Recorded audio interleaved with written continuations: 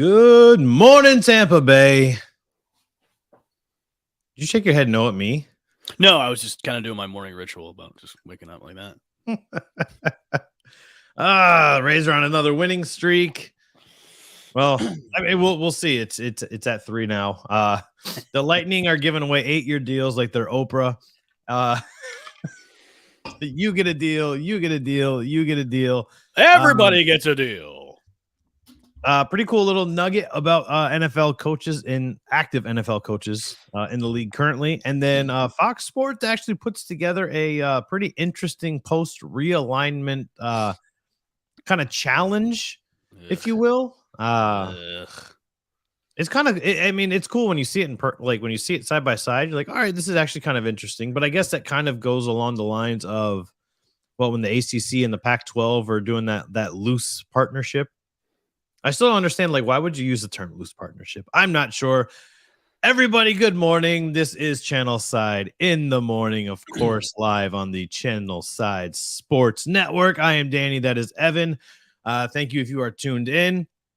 Hopefully you guys enjoy the show today. Hop in the comments and let us know what you think as we are kind of dissecting. I guess we'll take it right from the top, Evan, as we dissect the Rays, who are the Rays are on a roll, man. on a roll.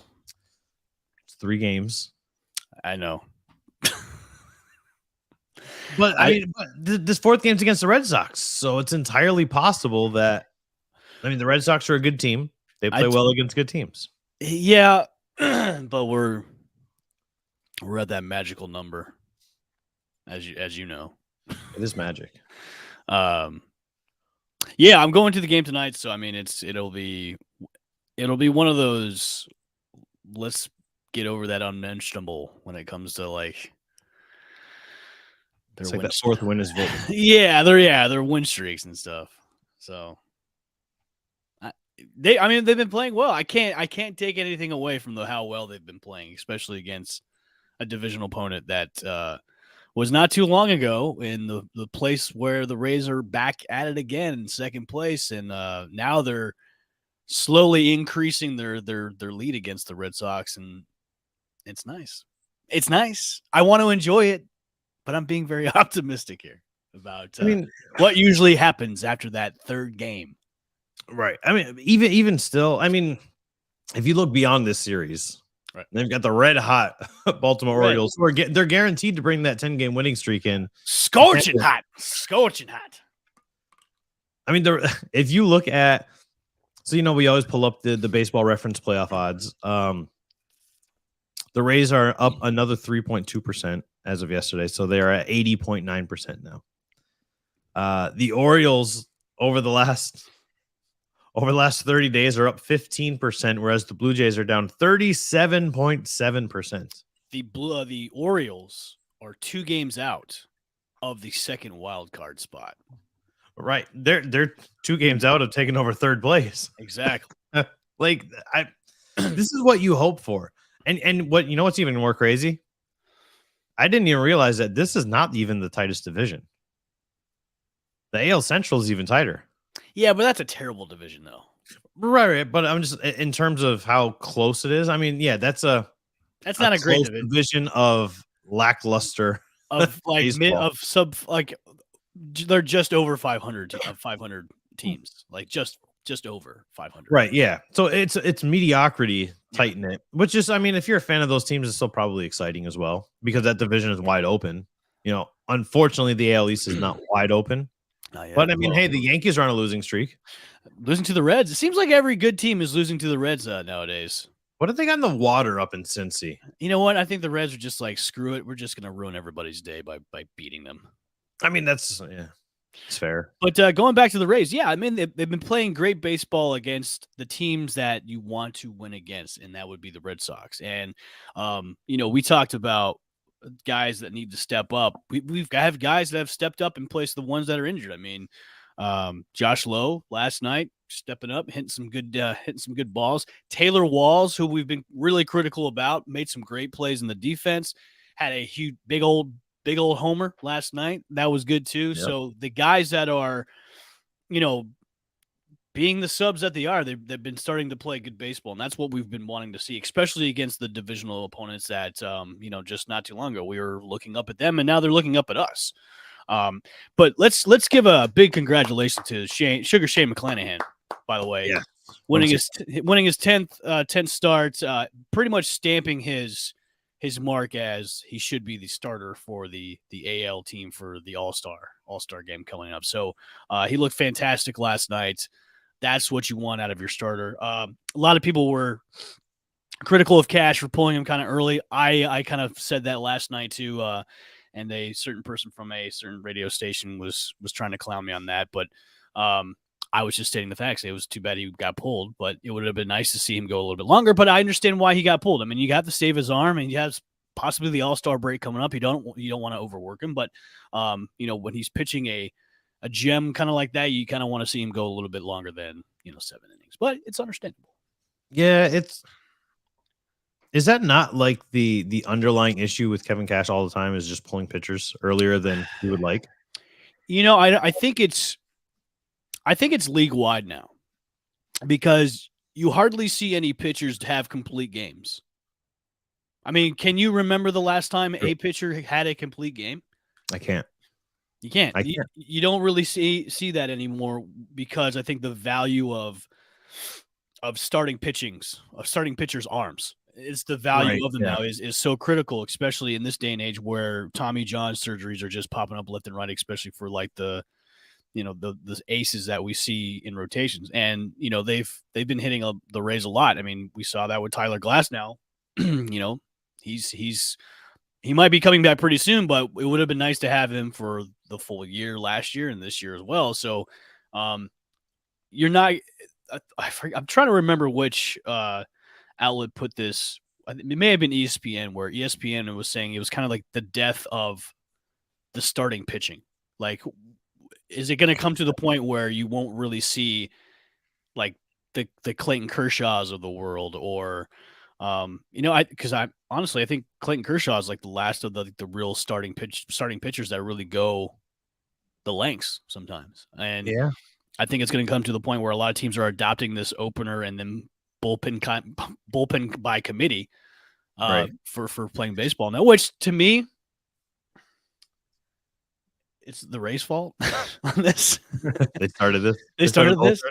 But in a way, I kind of miss those days where you have those awesome rotations of the 1-2-3 punch or the 1-2-3-4 punch of starting pitching, and it kind of diminishes that too, in my opinion. But I see the strategy about it is you want to really conserve those arms, especially if you're gonna try and make the run for the playoffs in the second half of the season. So, but yeah, the Rays are rolling. Let's go for the sweep tonight. I would love to see it.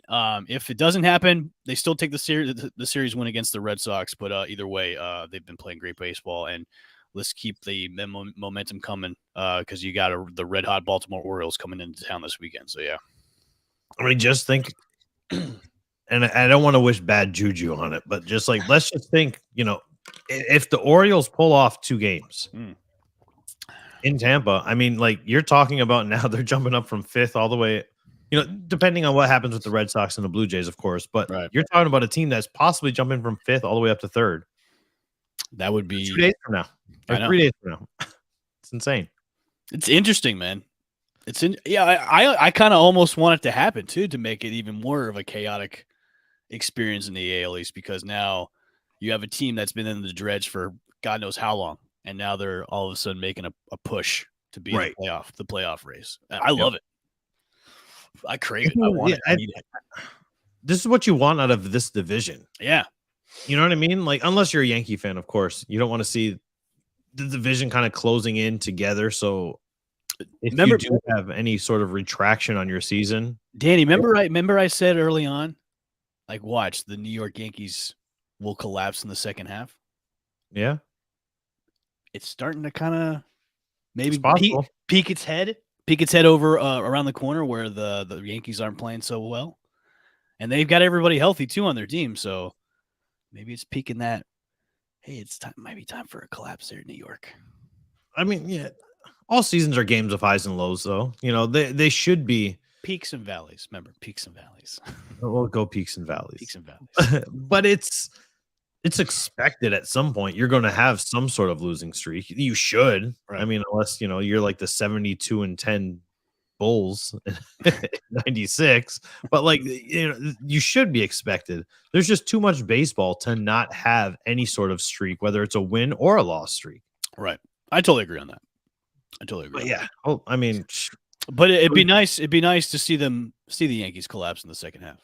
It would be nice. Of course. Does that mean that our Rays are going to be the favorites? Or do you think that the division is just too damn close at that point to really, really accurately call it? That's a good question. On a side note to the All-Star game, you know the tweet that you posted out yesterday about the Rays All-Star jerseys? Yes. Sold out. Completely sold out. They had smalls and 3X yesterday. Completely sold out. They are gone. I think the custom jerseys are still available though. Are they? I'm looking at the regular ones. They are sold out. So I'm gonna be going to the game tonight. So maybe I can snag one. Nope, customs are sold out too as well on the team shop. Nice. Maybe they're almost like a pre-order kind of thing. They're not like readily available. I don't know. I don't think they're pre-orders because you can get them now. So I mean they look pretty sweet. The hat's pretty sick though. I like the hat. I don't know why they're doing the mesh in the back now. That's the only thing that I don't like. I like everything else about it, but I'm like, I feel like it's a trucker hat. Yeah, well, if you're gonna do a trucker hat, do a trucker hat. Don't do it for a fitted hat. Don't do it. Yeah, exactly. It's weird. Yeah, it's very weird. So it's almost like you're wearing the horseshoe hairstyle, right? All the time. I'll see if I can find one tonight. They do look sweet online, but usually like Fanatics and all of these team stores looks can be deceiving because they look good online, and when you see them up close, you're kind of like, ugh. Yeah, they saturate the hell out of the color. Yeah. I may have saturated the coloring a little bit. It didn't really translate well. I was making the graphic, but I mean, nonetheless, they do look sweet overall. The promo link that we do have posted on our Twitter account is valid for any product on Fanatics. It does not just have to be those specific Rays All-Star gear items. So, hey, if you find something else that you like, look us up. Support the show just a little bit. You know, before we transition into more baseball talk, looking at this team now and how well they've played, they're stringing along these wins and everything. They may not be as big of a buyer at the trade deadline as I think they're going to be. You know what I mean? Because it is coming up. They got a catcher in Bethancourt, but Mejia's been just rocking and rolling. Another pick off last night. But he's been doing well, filling in, being the main guy behind the plate. But yeah, looking at this team and the way they've been playing, they've started to hit on all cylinders now. It's almost like they don't really need to make a move. Obviously, they should make a couple moves here and there just to kind of help out, maybe with the bullpen and maybe get another power bat. But I don't think they're going to be as aggressive as we want them to be now. Almost like last season when they were aggressive last season. Yeah, when they brought in Nelson Cruz. Yeah, that didn't work out too well. It didn't, but I mean, in hindsight, had it worked out, it would have been a it would have been a God kind of trade. Yeah, but I don't think they're going to be as aggressive as they were last year. They might make a couple more moves, but not the big ones. Yeah, I think this is almost like I feel like they almost have a system in place as well, to where they're kind of playing with a lot of lesser known, like not superstar name players, right? Kind of like like the New England Patriots, of just kind of, or the Lightning, plug and play. We're gonna bring you in, we're gonna plug you in. This is our system. This is how we do it. Right? Do we wish that system had a little higher payroll? Of course we do. But it is what it is, honestly. At the end of the day, and they are starting to string things along, and that's really all that you can ask for. Is, hey, now it's time to put it together and start getting some wins. That's all we've been wanting, guys. That's all we've been wanting. A bad team is, man. Mm-hmm. That's all we've been wanting. Is that too much to ask? It's a win game. It's a lot to ask sometimes. So the best record that the Rays could finish with this season is 95-67. Not bad. Not bad. The worst they could finish is exactly 500, 81-81. Okay. I mean, It depends, and I guess this is kind of where we're gonna go with this right here is because Charlie Montoyo, sayonara. Surprising yesterday, very surprising move because the Blue Jays were the preseason favorites to win the East and be that beast of a team because of the lineup that they have and all the pitching that they've gotten in free agency. But as I knew before, that this team would probably fall flat in their face, and so far they have. And now they're firing their manager, which you can fire a manager for anything. You can fire a manager for anything. You can. I mean, like for me, when I say, they had the lofty, I like how that was actually a report. They had lofty preseason expectations, and obviously he did not meet them. And you look at it and go, okay, well, based off of last season, yeah, they brought in an extra $20 million, which in any other sport is like, oh, wow, you brought a guy in for $20 million. In baseball, you're like, oh, like, you just brought in an average guy. Didn't John Heyman tweet out yesterday that the reason why he was fired was because of the significant injuries to the players and the lack of playing by like the superstar guys that they have on their team, and that's why one of the reasons why they fired him? That could be like the more in depth, secondary, but like the initial one was just, hey, they did not meet their and exact quote, lofty preseason expectations. And like you said, they were preseason favorites heading into this. But so wait, hold on a second. A manager was held accountable for his players not meeting the expectations of the preseason, schematics or whatever. So a manager was held accountable, right, for what his players were doing. Okay. Yeah. Oh, so they can be fired for that, right? Yeah. Oh, well, so a manager can be fired for his team being injured and people not playing well, right? Is that what you're... So a manager can be held accountable for his uncontrollables, for guys getting hurt and then not playing well. Okay. I got you. Only in certain cities. Only in certain cities. Okay, that's right. But, so over the course, obviously, he coached for 3 full seasons. Mm-hmm. They made the playoffs once. They won 92 games last season. What were your expectations of this guy going into this season? Like over 100 wins? I think that's what they were looking for with the amount of talent that they have on this team is, hey, we're going to capitalize on the 92 win season, maybe push for 100 wins or go deep into the playoffs. Now, obviously, there's so much more baseball left. We don't know how this Toronto team is going to bounce back. Right. But I think the lofty expectations in the preseason was, hey, this team is going to be number one in the AL East. They're going to be over the Yankees, over the Red Sox, over the Rays, and this team is going to be just a powerhouse of the team. Now, they kind of looked like that the first month and a half or so. And then, of course, injuries pile up just like they do in every other team, and then people not playing well. So somebody had to be accountable. And who do you look towards first? The manager. Always the manager. Like, okay, so, and I want to make sure that I articulate this properly, because it seems like anytime I mention Kevin Cash, people are like, yeah, but I mean, look, I'm using this as a basis of comparison. In 7 full seasons with the Rays, Kevin Cash has made the playoffs 3 times, went to the World Series once 2 years ago, and they did something last season that everybody continues to point back to. They won 100 games. What were the expectations for the Rays team coming into this season to where they could, at worst, they could be a 500 team at worst? Like, what were the expectations for this team coming in to where, yeah, we're going to lose. We're going to get swept by the Reds. We're going to drop down to 4th place at some point during the season. But all is well. All is right in the world. Everything is okay. We're cooler than the other side of the pillow down here in Tampa. Like, where were the expectations for this team coming into this season? Back to the World Series again. Which there's still a lot of baseball left. So there is, but were those the actual expectations? So if they don't meet the expectations of getting to the World Series again this year, is Kevin Cash gone? No, he's staying. Remember, he signed a multi-year deal. He's staying.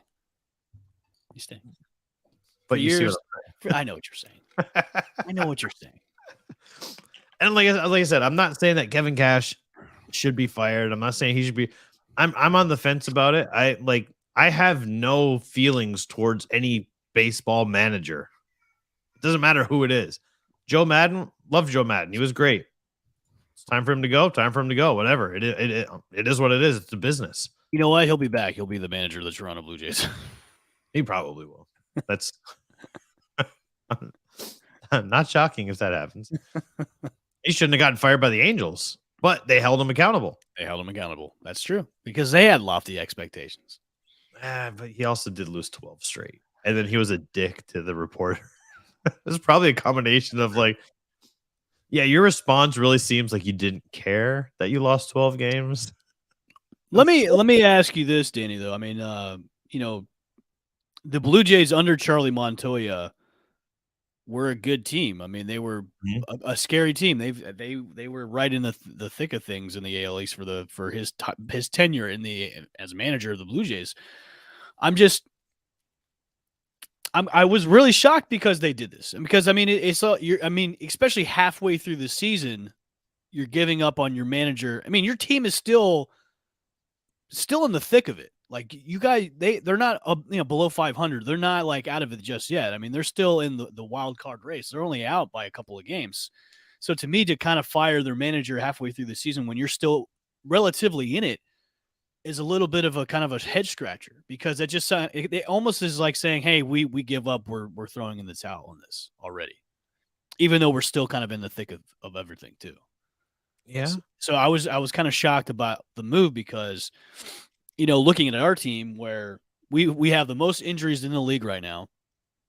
And, we've been in fourth place. We've been in second place. We've been in fourth place. And we're back in second place, where rumblings of our manager being fired is, never even like whispered in the halls of Tropicana Field. So I think it goes, I guess it's different with every organization where, you have a manager that is a winning manager, but, even though you don't even know the outcome of the season yet, you're still going to can him because of injuries and the lack of play by your players. I guess maybe he lost maybe lost the locker room. Maybe he lost the locker room with his guys that are still there, or maybe they just don't have the next man up,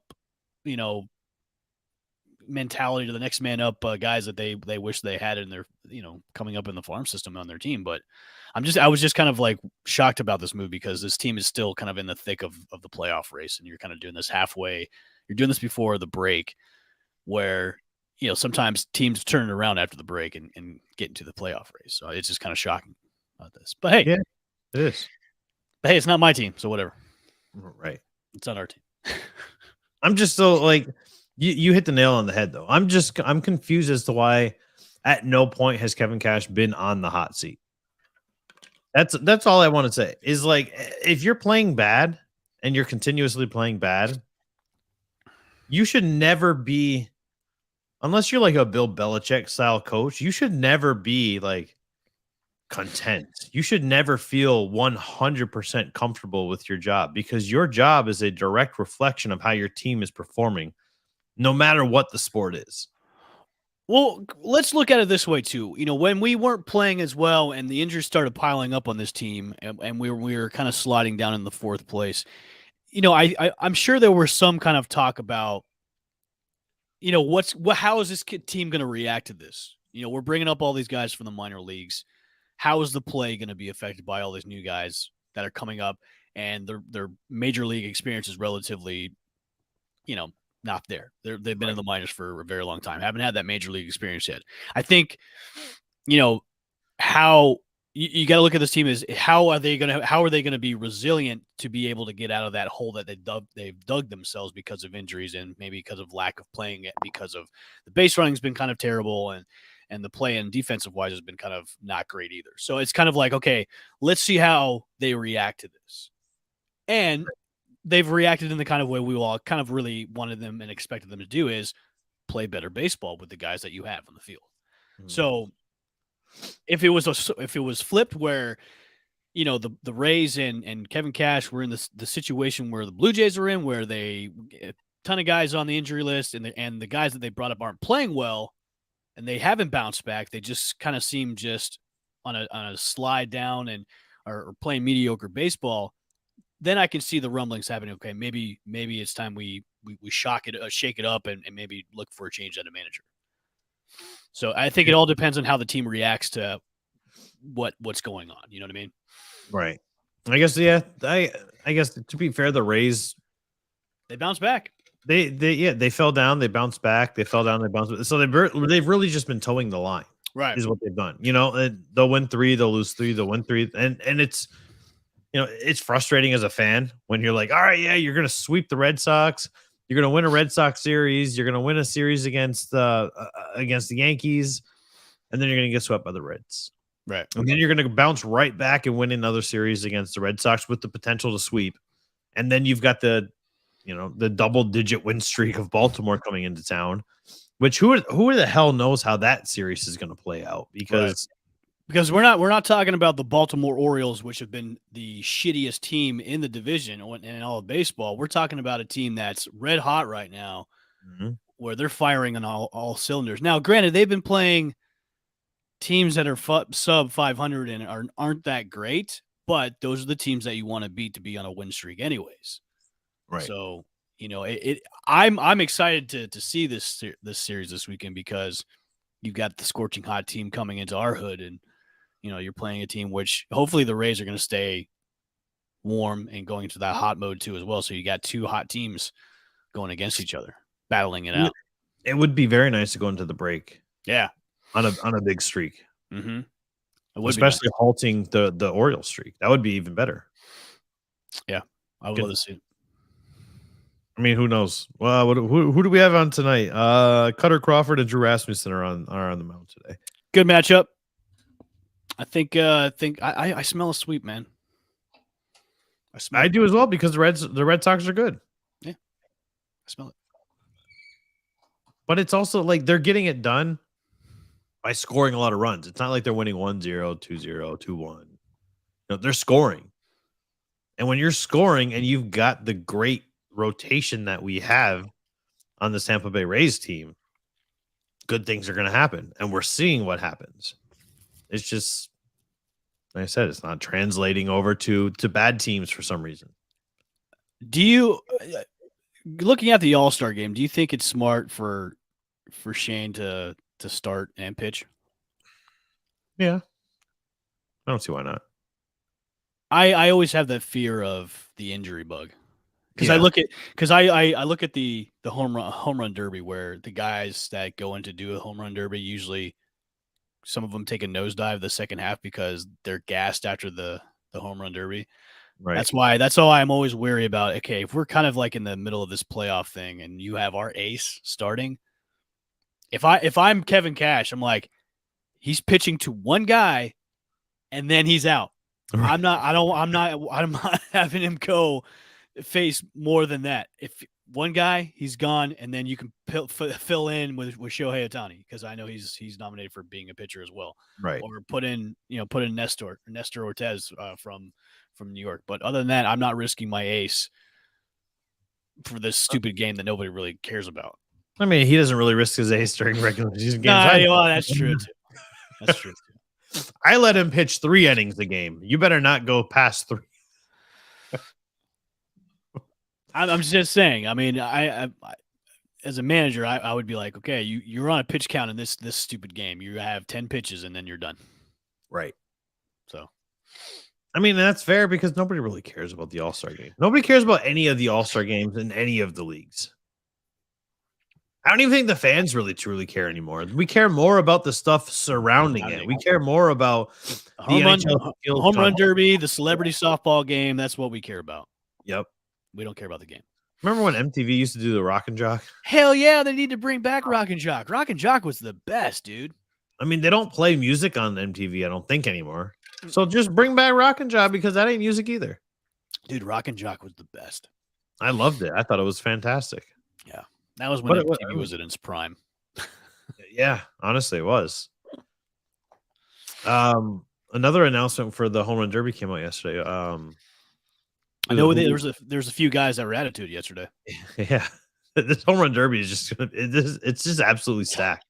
It's not even it's going to be so much fun to watch. I'm really just truly I'm hopeful that we don't have our expectations set so high with the names of the players that are on there that now when by the time we look at it and watch it, we're like, it didn't meet our lofty expectations, much like the Toronto Blue Jays haven't met. I'm excited to see this because you got Pujols and Miggy in it. Mhm. You know, they're retiring, and then Pete Alonso's going for his third in a row, so that's going to be fun to see. So I'm excited to see it. Oh, 100%. I'll be watching. I Oh, usually for sure. watch the home run derby, but Yep. I'll be watching this one. See, back in the day for me, I used to flip back between Raw and the home run derby Oh, okay. back in the day. And now I just don't watch Raw. So it'll be straight home run derby on the Monday it happens. But it's yeah. I mean, I'm excited for just for the lineup that we have for the derby because it should be very entertaining to say the least. And look, I like Dodger Stadium. I think Dodger Stadium is great as well. It's old and historic, and I think it's nicer looking than Fenway is. Fenway is kind of a Dude, Fenway is old as hell and smells like pee. Have you ever been to Fenway? I have. Ugh. I went to Fenway when Nomar was still a Red Sox. I watched my first Major League Baseball game at Fenway. It was against the Anaheim Angels, Ooh. not the Los Angeles Angels. And we had great seats on the first baseline, but like the seats are very uncomfortable. This is back in the 80s, of course. This is before they did all those, and I put this in quotations, renovations, because they didn't really do much updating lately in Fenway, but I just remember smelling like pee, and the seats were very uncomfortable. That was like when they before they closed Joe Louis Arena, which still breaks my heart because I have so many memories of Joe Louis Arena growing up. But when they're like, "Yeah, we're gonna do a final renovation," you're like, "You painted the guardrails to go up the stairs." That's kind of what they did at Fenway. They just repainted everything. Yeah, like, yeah. Those are our renovations. We just repainted everything to make it look like we did something. Like, are you going to love it or list it? Yeah. It's kind of like what they do at the Trop. They just repaint everything and just move stuff around and say, "Hey, we did some new stuff." Who do you think would be a sponsor of the new race stadium? Do you think Trop runs with them, or they're? No, I don't think Tropicana does. I'm thinking maybe one of the beer companies maybe would step up, like Yingling. If Cigar City Stadium would be fantastic name. Yeah, but that's too much. I think that's too rich for their pockets. It is, but it would be nice. Oh, 100%, because then it's all local. Yeah, I mean, I don't know, because maybe if Cigar City had like a silent partner and said, "Okay, we're gonna do this," but Cigar City's like, "Hey, we just want to have our name as the name on the stadium, like Cigar City Stadium." Right. You know what I mean? Or they just added like a tap room, just like they did at Amalie. Yeah. Yeah, I don't know, man. That's a tough question. Who would be the Seminole Hard Rocks? No. No, because they already have Hard Rock Stadium. I know. I'm just messing with you. Hard Rock Ballpark. Hard Rock Ballpark. There you go.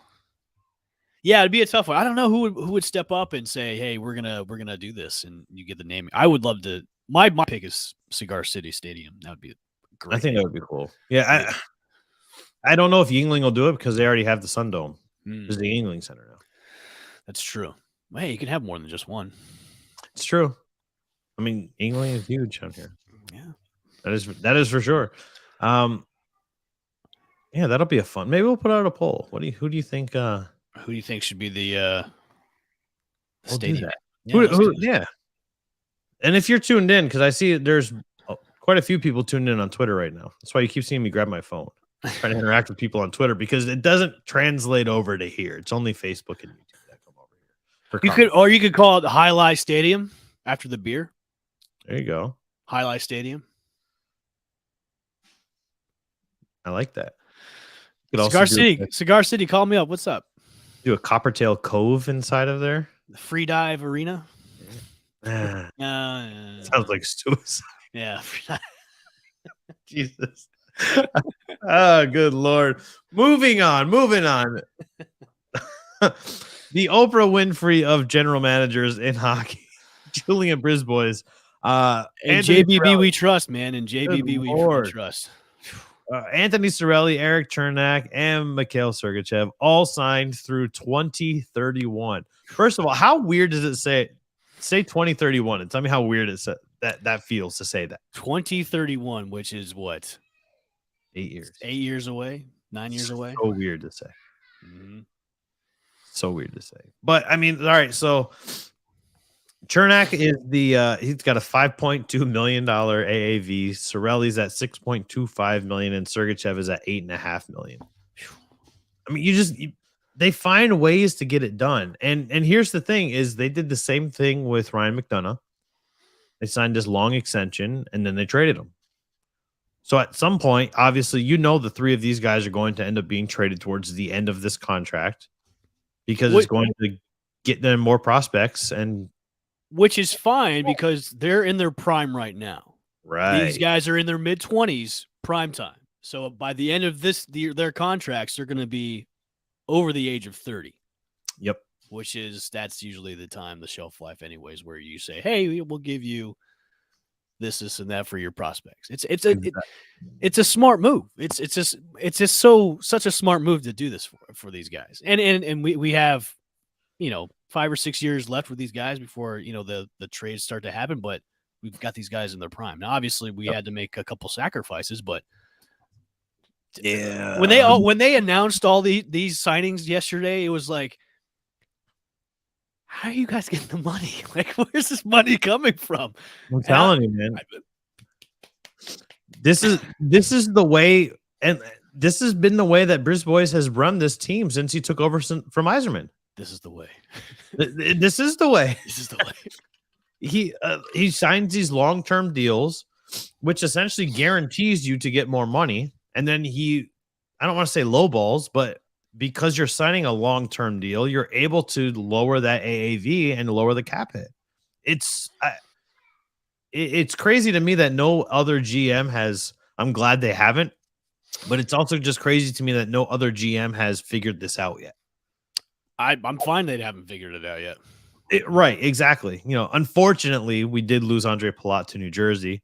He's on a 5-year deal. The amount is unconfirmed, but Andre Palat, we will no longer be singing "Sweet Caroline." It's okay. We all knew it was coming, anyways. Look, if we could have kept the three of these guys and lost,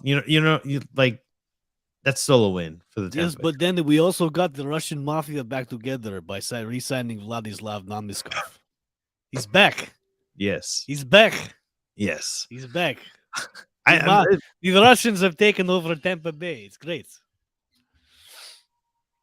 With the extensions that they threw out and the two free agents that we signed yesterday with Vladislav and also Ian Cole, this puts the Lightning back in Stanley Cup contentions, and also who they drafted in the draft as well. They've gotten younger, they've gotten faster, and they've replaced the needs that they needed to replace. So this definitely puts them back in the conversation about them going back. Definitely. Yep. And look, when Isaac Howard gets that call up from Minnesota to whether he's called directly up to the Lightning, I think he might even. I mean, he'll probably play a few games in Syracuse, but I could see him getting called up pretty quickly. He was so good in the juniors and the U.S. development team that he was head and shoulders above the competition he was drafted with. So there's no reason why you would not want to pop him into your rotation. He'll probably be, like a third, fourth line guy right away. And then there you go. I mean, out of this year's team, we only really sacrificed 2 guys. McDonough and Plot. That's it. But the sacrifices that we did, we reloaded and we re-signed. So, I mean, overall, that's JBB gets a round of applause. Oh. Man. That's most GMs don't know what the hell they're doing anyways, but he definitely does. I mean, it's fantastic. I love this. It's going to be fun hockey times for the next decade or so. It's going to be nice. and years to come. Just remember that when you move to Tampa, Rays. But look, you lose McDonough and you lose Palat, and it sucks, right? But they were older. They were on the down. They were in the twilight of their career. They're still playing at a very high level. We saw what Palat was doing in the playoffs. He's the first player to have back-to-back game-winning goals in playoff history in the NHL. I get it. He's the Tampa Bay Lightning's leading game-winning goal scorer in franchise history, but he's older. Ryan McDonough, he still played well. He was still throwing the body around. He was throwing guys to the ground, but he's older. You have to make these moves because it's a business. And I don't think that there's any better of a general manager that understands that other than JBB. And he's proving that once again by, don't forget, Nick Paul's here for another 7 years. I was just about to bring him up. I'm like, Nick Paul, who is a Stanley Cup killer, right? is still on the team. Remember that. Yeah, there's so many good things going on with this Tampa Bay Lightning team that it really doesn't matter. Henry Yoho is going to join us tomorrow to kind of dissect it from an insider perspective. Good. Because I get it. Like I'm a salary cap guy, but the salary cap in hockey is freaking hard to understand. Mm-hmm. I'm an NFL salary cap guy. I'm not a salary cap guy. I can crunch the NFL, but so if you pull up here's how we look. We were like $26 million over the cap. And this is, of course, from capfriendly.com, which is everybody's favorite cap calculating website. This is after all of the moves yesterday. They're now only $7 million over the cap. I mean, they're Danny, not to interrupt you, but any cap in any sporting league does not exist. It's a myth. The cap in pro football, the cap in NBA, the cap in the NHL, it is a myth. It does not exist because I think the cap is just there to say, hey, this is the relative money that we have to spend, but it just doesn't exist, man. Like, it doesn't. I don't know. I've crunched numbers for the better part of my 12-year journalism career. I would beg to differ on that, but I'm just looking at it as an outsider because I'm terrible. I totally get that. I'm terrible at math and the way, and I'm terrible with money too. Not really, but I'm just looking at it from the outside and as a fan perspective is, you as a fan, like you almost have to say, like, how are they doing these things, right? And retaining the guys that they want to retain.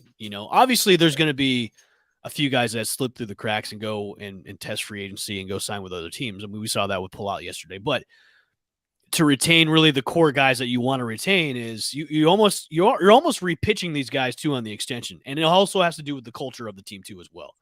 And, right. You never know. Some of these guys are just like, look, I want to stay here. I don't care what money you give me. Just give me like a nice team friendly contract. With a lot of those guys do that anyways. They take team friendly contracts because of the way the culture is in the team and the way they just want to keep winning on the team too as well. Yeah. But when it comes to like other teams, it's like to me it doesn't exist. Like the cap is just like it's like that thing in the air that you think it exists, but I don't.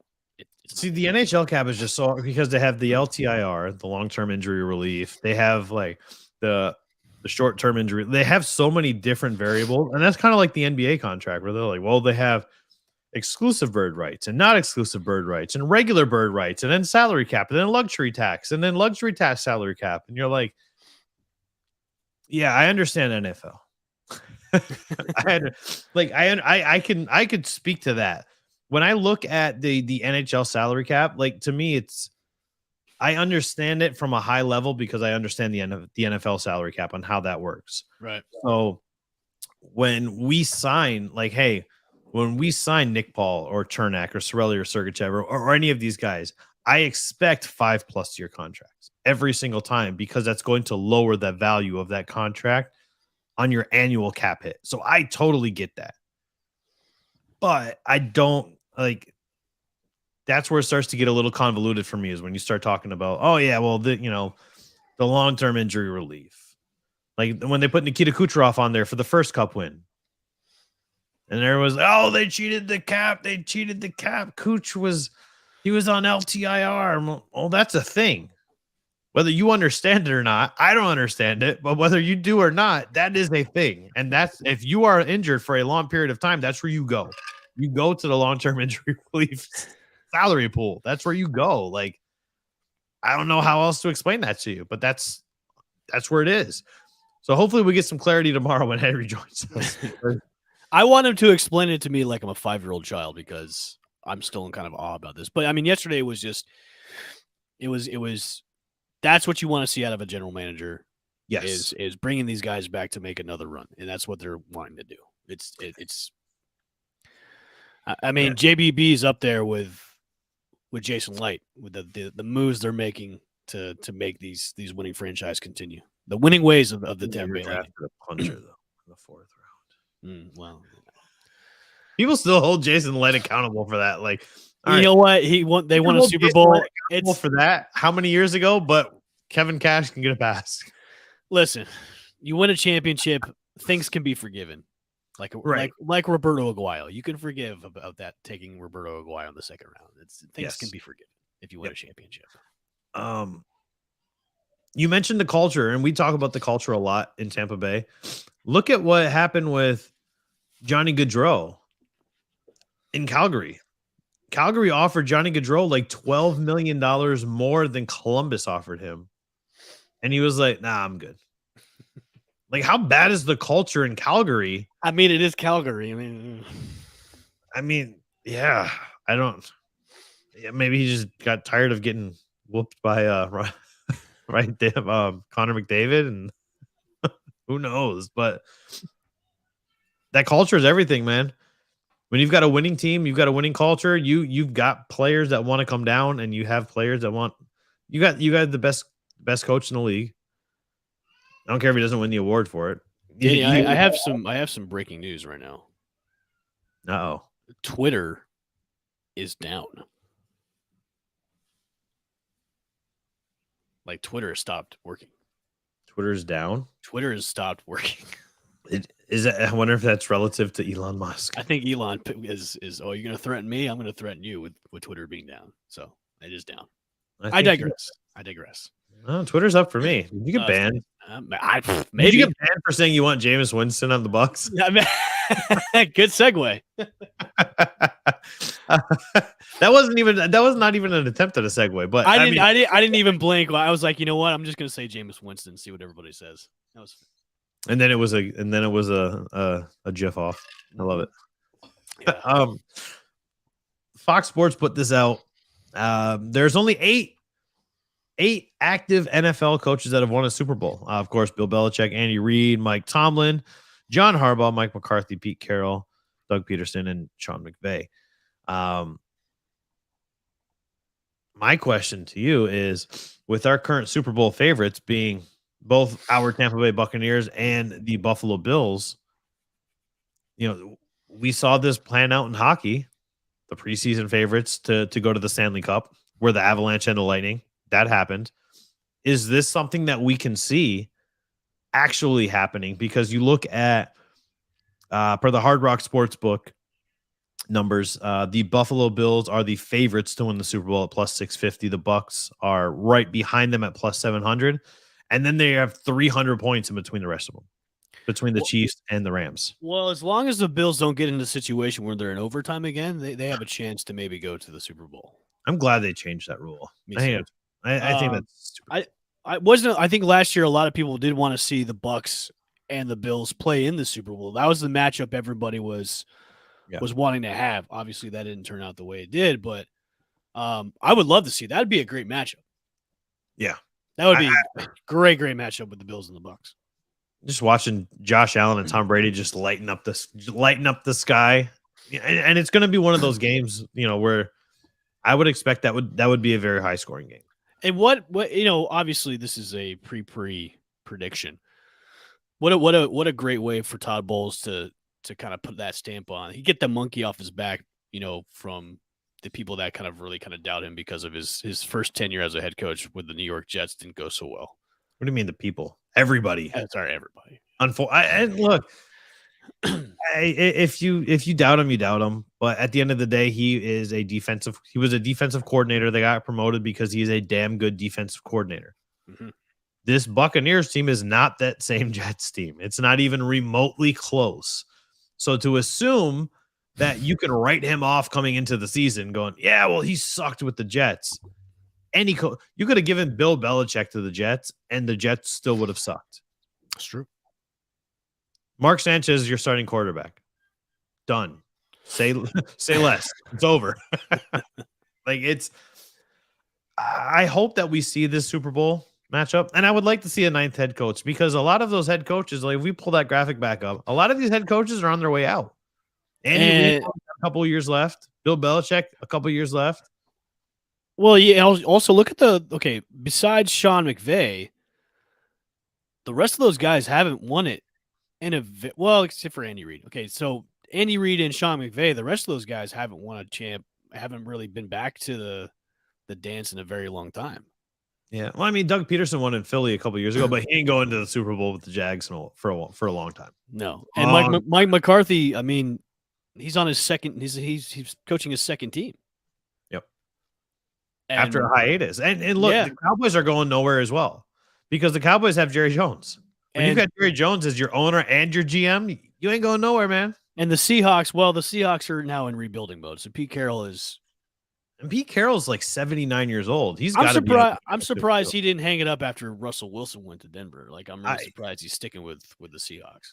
Yeah, I thought that was probably going to be the end of it, but he's a competitor. He didn't want to end his season that way and like not making the playoffs or you ain't making the playoffs this year though. Sorry. The one guy on the list I think should maybe deserve another one would be Mike Tomlin.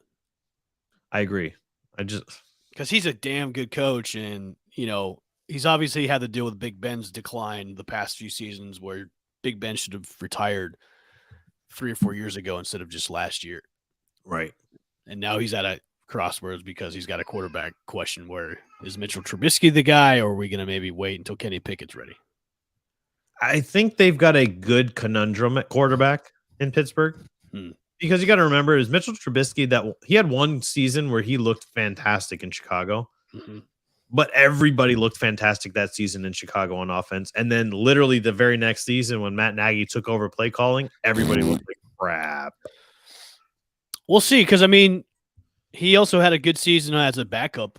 With Dable. So, I mean, we'll see. And you learn from Josh Allen. You get to watch. You watched. I mean, not obviously he wasn't there when Josh Allen completely changed the entire mechanics of his throw. You're already an adult, and he everything you knew he threw out the window and was like, "Nah, I need to do this. I want to get better." Seeing Josh Allen at the combine you kind of knew this kid was going to be something special.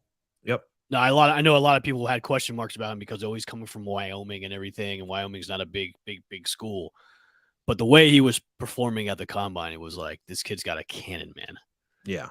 He was dropping dimes. It was something magical to see up close. Yep. They just got to figure out their running game, and then I think they're good. Josh Allen can't be your quarterback and your running back. Kind of like what the Denver Broncos were, their quarterback away. Well, the Bills are like a running back away from going to the Super Bowl. Right. Yeah, and you know what? To be fair, they could just be a running play away. True. They could just be a running offensive game plan away, because we saw Devin Singletary the last game of the season was like 160 yards, 3 touchdowns. You're like, oh, okay. Where's this guy been? So this is something that could happen in Buffalo. But because if you hang your quarterback out to dry, we've seen what happened with Robert Griffin. Right. RG3 was a good quarterback, but he had to do too much. And he couldn't slow down. And also he didn't know how to slide. He's just like, smash into me, guys. Take me out of the. I'm Mr. Glass. Right. And I'm a quarterback, so you're going to hit me at the knees no matter where I'm at. I don't know why. Jesus. Post realignment for the Big Ten, because obviously you know that this is still huge college news, which is crazy. I think that Fox Sports They didn't really post any context with this tweet, but the graphic itself is pretty cool, and seeing the matchups that they have listed are pretty cool. So this is like a proposed Big Ten SEC challenge, maybe like a tournament.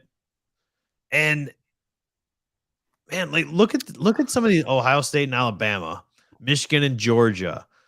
I mean, some of these. I kind of like this, Danny. And it's I don't know what would come of this tournament, but as soon as I saw it, I was like, oh, we have to talk about this because this to me is really interesting, and I like the concept of it. What is the basis of having these teams? Because, well, obviously the ACC teams that haven't been the SEC are not in yet, but are they just basing on the current teams in these two divisions, two conferences? Okay, I like this, man. I like these matchups. I like them a lot. Like, these are really good matchups. USC and Texas, Michigan State against Oklahoma, Iowa against Kentucky. Like, these are really good. Wow, whoever put this together, bravo. Somebody at Fox Sports earned their paycheck. But somebody earned a promotion. I mean, if it was an intern doing this, I mean, congratulations, you got a spot. That's good. If you're still looking for an internship because you didn't get promoted, hit me up. I know, right? That's good. Florida and Nebraska. I mean, all of these matchups I think are great. You know how they do those for college basketball? They have those those tournaments before the actual season starts, or they have those. They have those ones that are even before the big dance, the conference championships. This reminds me of that. This would be something. This would be actually a good idea to have, kind of like leading up to the actual championship of college football. This would be something that it's almost like you're having a bracket for this. Yeah. And I think this could help seeding as well. Yeah, I definitely agree on that. If you had something like this and put it as a bracket, this could definitely help out a lot with especially with the 4-game playoff that they have now. I mean, you're almost looking at it as, hey, we're expanding the playoff, but it's almost like a pre-tournament to the actual 4-game playoff. Right. And we've talked about this before where you propose the possibility of just have 4 conferences. Well, now you've got this, and this is how you get your seeding for bowl games and for to me, I think that this is such a fantastic concept. I love this concept. I really do. Now we just got to figure out what's going on with the other 2 divisions. How are we going to make something? Something's got to give. Right.